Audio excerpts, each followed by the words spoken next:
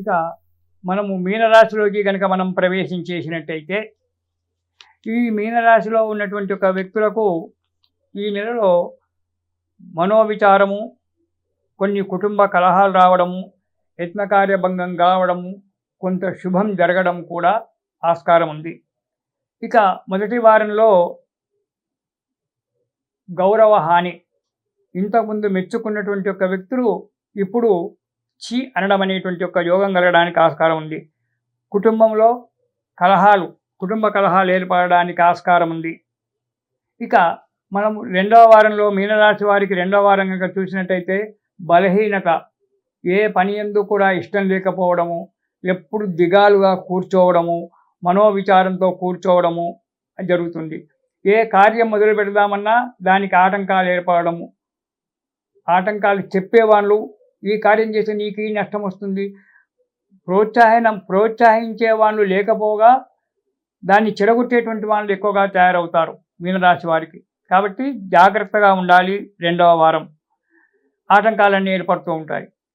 ఇక మూడవ వారంలో గనక మనం ప్రవేశించినట్టయితే ఈ మీనరాశి వారికి ఉద్యోగ భంగం, మీరు చేసినటువంటి యొక్క తప్పుల వల్ల, గతంలో చేసినటువంటి యొక్క పొరపాట్ల వల్ల కావచ్చు, ఇప్పుడు చేసేటువంటి యొక్క పొరపాట్ల కావచ్చు, ఉద్యోగ భంగం అంటే ఉద్యోగంలో సస్పెండ్ రావడం లేదా మొత్తం తీసివేయడము, ఇలాంటి జరగడము, మెమోలు ఇవ్వడము, ఇలాంటివి జరగడానికి ఆస్కారం ఉంది. అనారోగ్యం ఉంటారు, అశాంతితో ఉంటారు. అశాంతి ఎప్పుడు వస్తుంది మనిషికి? మనశ్శాంతి అనేటువంటిది లేకుండా ఎప్పుడు పోతుంది? మనం ఏదైనా తప్పు చేసినప్పుడే మనలో అశాంతి ఏర్పడుతుంది. ఆ తప్పు ఎప్పుడు కూడా మనను తొలుస్తూ ఉంటుంది. నేను ఈ తప్పు చేశాను, నేను ఈ తప్పు మనం ఎంత ధైర్యంగా ఉన్నప్పటికైనా మనస్సులో అది తొలుస్తూనే ఉంది.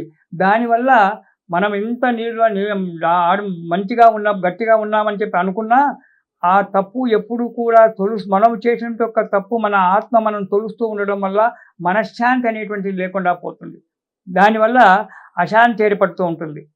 తోటి వారితో సరిగ్గా ఉండకపోవడము, ఎప్పుడైతే మనస్సులో అశాంతి తొలుస్తూ ఉంటుందో, ఆ పొరుగు తొలుస్తూ ఉందో, తోటి వారితో సరిగ్గా ప్రేమతో ఉండకపోవడము, మంచిగా మనసు విప్పి మాట్లాడకపోవడం వల్ల తోటి వారితో కలహాలు ఏర్పడడం అనేటువంటివి జరగడానికి ఆస్కారం ఉంది.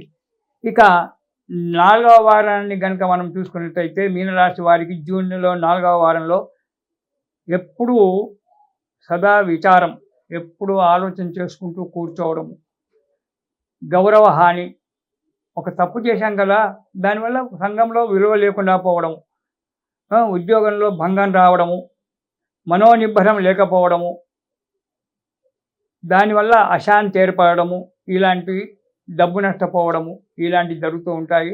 కాబట్టి ఉద్యోగస్తులు కానీ వ్యాపారస్తులు కానీ తగినటువంటి యొక్క జాగ్రత్తలో ఉండడం మంచిది. తప్పులు చేయకుండా ఉండడం మంచిది.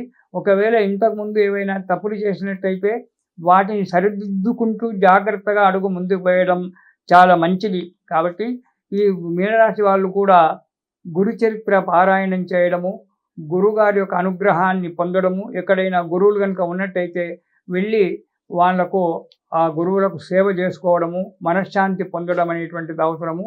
కాబట్టి ఈ గురు చరిత్ర మీనరాశి వారు కూడా గురు చరిత్ర పారాయణం చేస్తూ ఆ గురువును వినండి, జయ గురుదత్త అంటూ నామస్మరణం చేస్తూ ఉండండి. ఈ నెలలో ఈ 12 రాశుల వారు కూడా సుఖ సంతోషాలతో కాలం గడుపుతుంది. మళ్ళీ తిరిగి వచ్చే నెలలో మనం రాశి ఫలితాలతో కలుస్తాము. ఇది శుభం. స్వస్తి ప్రజాభ్యాం పరిపాలయంతాం న్యాయేన మార్గేణ మహిం మహీషా. గోబ్రాహ్మణేభ్యः శుభమస్తు. లోకా సమస్తా సుఖినో భవంతు.